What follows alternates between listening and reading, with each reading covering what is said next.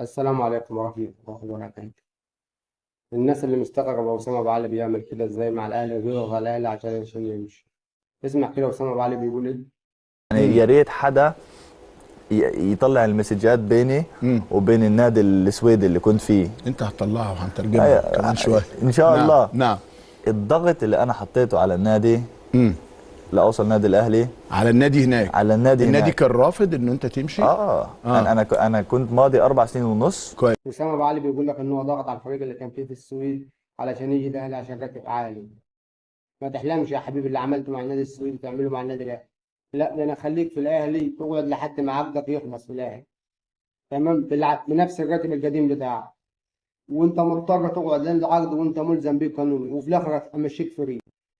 بس ما تبقاش لو الدراع الاهلي وفي لعبه كتير تقول لك امشي واعمل زي وسام ابو علي. انسى يا حبيبي، الاهلي غير اي نادي تاني.